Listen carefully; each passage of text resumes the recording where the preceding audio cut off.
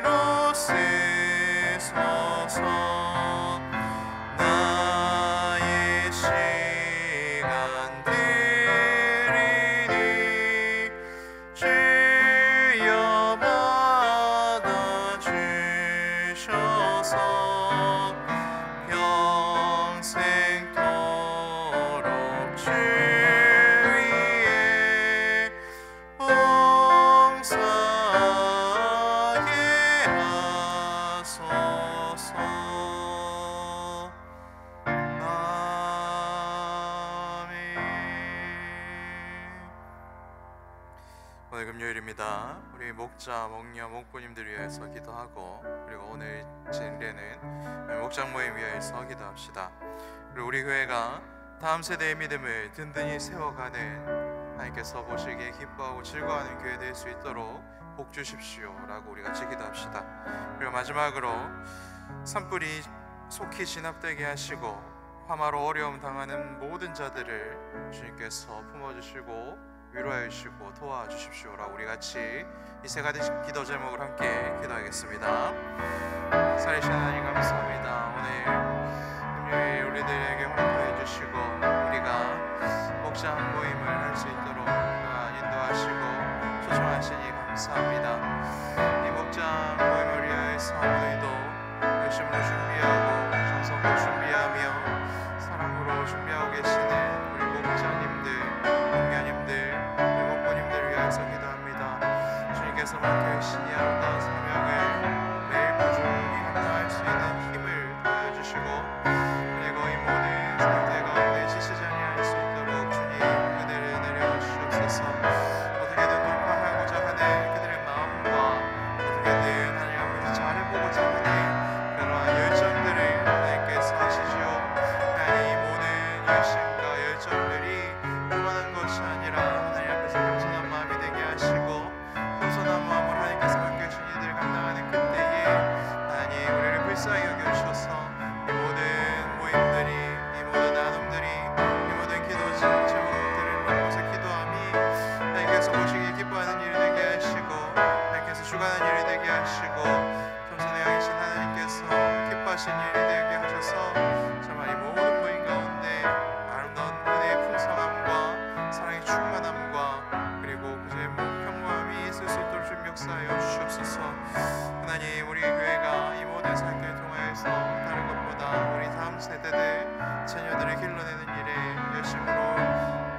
충성할 수 있는 교회 되기를 원합니다. 우리들에게 맡기신 자녀들을 마지막 일러내는 교회 되게 하시고, 이 세상이 악한 것들 가운데서도 마음을 뺏기지 아니하고 살신 하나님을 위하여서 하나님의 마음이 기쁜 것을 위하여서 살 수 있는 그런 복을 누려 주시옵소서. 선물이 전화되게 하시고, 정말 교회들을 위하여서 투입되어 있는 모든 공무원들, 소방관들 하나님께서 쉼을 허락하여 주시고, 큰 어려움 당하는 분들에게 위로하여 주시고, 이 모든 것들을 다시 회복시키고 재건할 수 있는 힘들도 주님 허락하여 주시옵소서. 우리를 불쌍히 여겨주시고 모든 것들을 치유하여 주옵소서. 예수님 이름으로 기도합니다. 함께 나눈 하나님 말씀은 마태복음 23장 1절에서 12절까지의 말씀입니다. 제가 가진 성경은 신약 성경 39페이지입니다. 마태복음 23장 1절에서 12절까지의 말씀을 교독하도록 하겠습니다.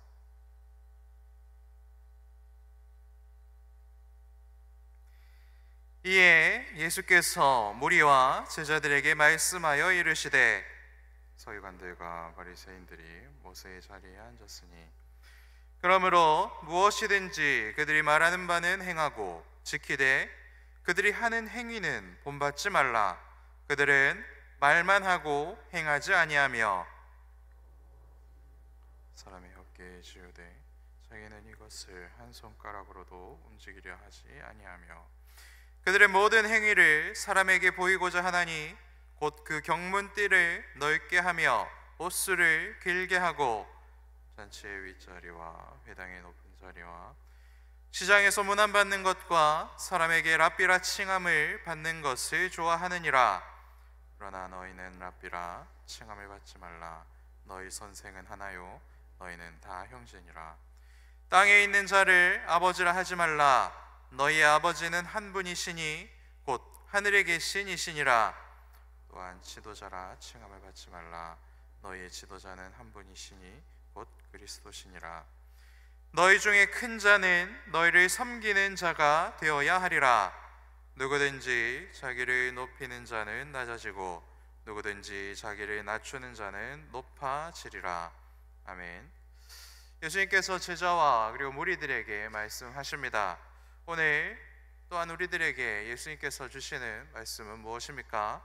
하나님 말씀 안에서 말과 행동이 따로 노는 사람이 되지 말고, 그러한 교만한 자가 되지 말고 겸손하게 말과 행동이 일치하는 사람이 되어라 라는 말씀을 우리들에게 주고 있으십니다. 오늘 주님께서 주신 말씀을 붙들고 말과 행동을 일치시켜가는 복을 누리는 저와 여러분들 되시기를 축복합니다.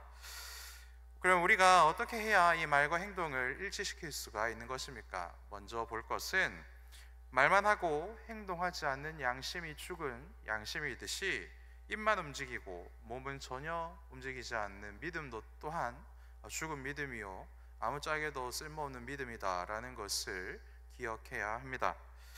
이것에 꼭 맞는 사람들이 예수님께서는 서기관과 바리새인이다라고 알려주고 있으시지요. 예수님은 그래서 서기관과 바리새인들이 하는 말은 잘 배워야 된다라고 말씀하시면서 그들의 행위는 잘 보고 절대로 그렇게 하지 말아라 이렇게 말씀하고 있으신 것이지요.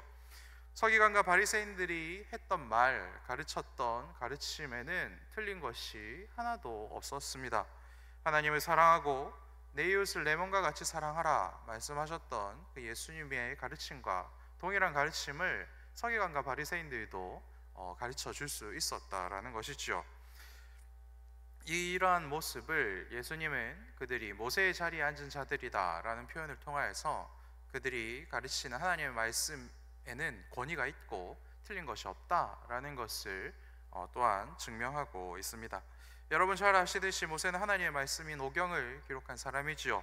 그래서 그들이 가르치는 것이 하나님께서 주신 것이기 때문에 그들의 말에는 권세가 있고 그리고 그것은 반드시 잘 배워야 한다라고 알려주고 있으신 것입니다.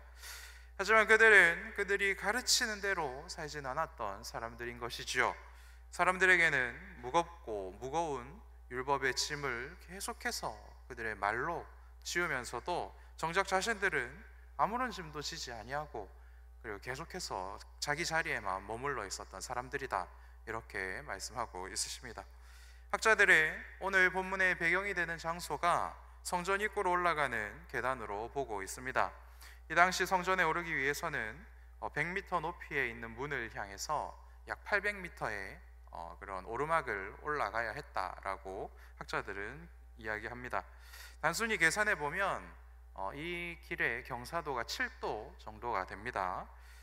남산을 올라갈 때 길이 제법 가파른데 그 남산 오르는 길의 각도가 6도 정도 됩니다.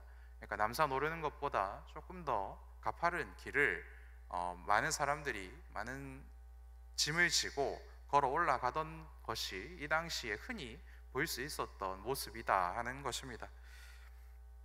그래서 예수님은 흔히 볼 수 있는 그러한 사람들의 모습을 비유로 사용하고 있으신 것이지요.